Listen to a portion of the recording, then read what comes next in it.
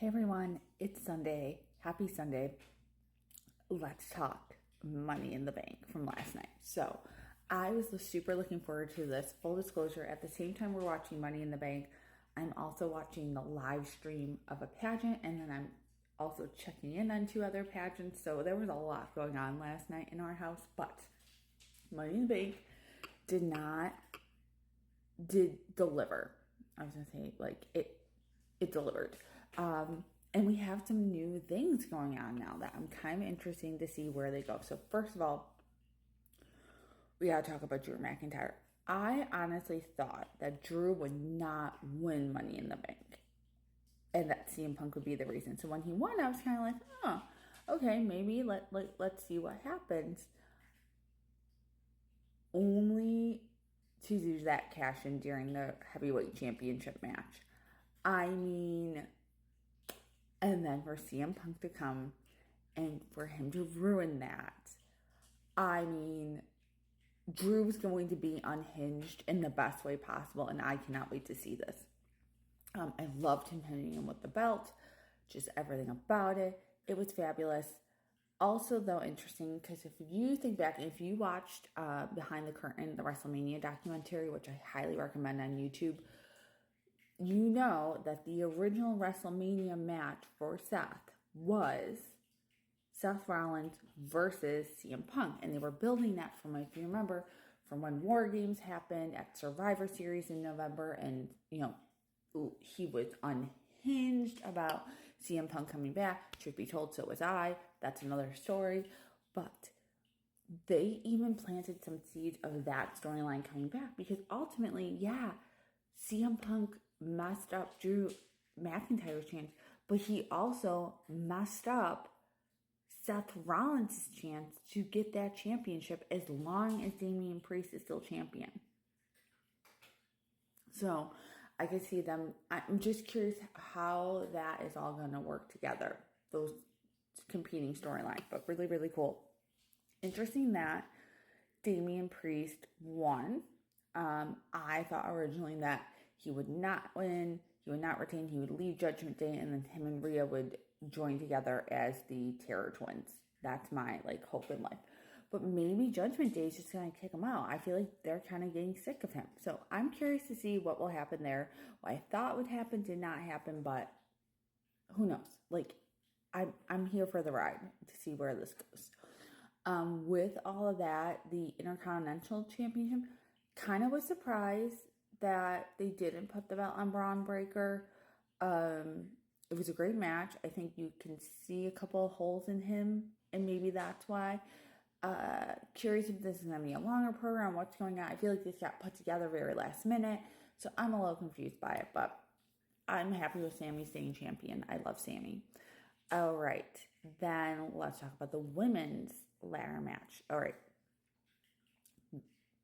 great match, lots of surprises.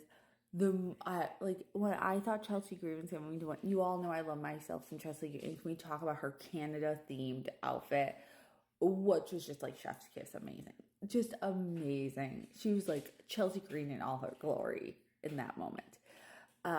Was so excited thinking maybe she was going to get it. I was like, oh, my girl, finally.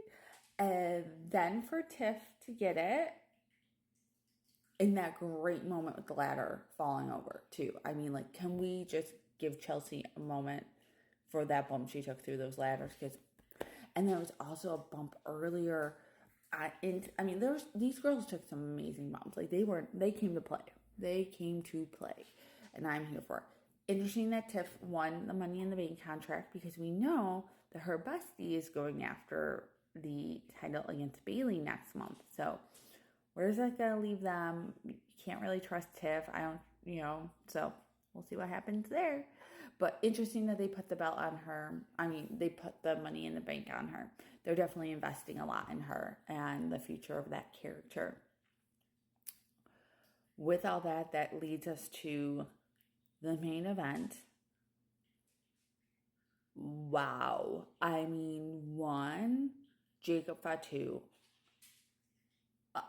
He looked like an indestructible force. they are building him and building him to be like a insane person, and I'm loving every minute of it. I'm loving the pacing. It was a great match. How he came up from the bump from Randy Orton, amazing. Randy looked great. Kevin looked great. I really thought they were going to give him the win, but I get that the loss continues the storyline. And again, no Roman Reigns. Not sure what's going on there. There was an interesting comment, I think on, I don't remember what commentary I was listening to, what like podcast I was listening to, that, you know, Paul needs a protector. And I just automatically assume it's going to be Roman Reigns coming back. But maybe it's not. Maybe it's like Brock Lesnar's last run as a, you know, a wrestler. We haven't seen him since all that stuff went down. You know, people said CM Punk, but I feel CM Punk's so like wrapped up in the story. I don't think it's going to be him. But we'll see. Maybe it won't be Roman first. But we also haven't seen Roman since April. It's been a long time. Like, where is he? What's going on? Like, there's only so long that the fans are going to cheer "We want Roman" before they get over it. So, like, what is that perfect point? But WWE's great at knowing this, that the desire for him goes so high so that when he comes, the pop is huge versus, like, you wait too long and no one cares anymore. You know what I mean? So, I don't know. But I'm trusting them and I'm curious where they're going to go with that. Really thought Roman was going to come back last night. He didn't. That's fine. SummerSlam technically is a bigger PLE, so maybe it makes more sense for him to come back then. But those are my thoughts. The other thing we need to talk about, of course, is John Cena. Very surprised. Not so surprised that he is ready to retire. I think he said even last year when he came back for a couple matches that it's harder on his body. It takes longer for him to get in shape. You know, he was starting to recognize, I think, his own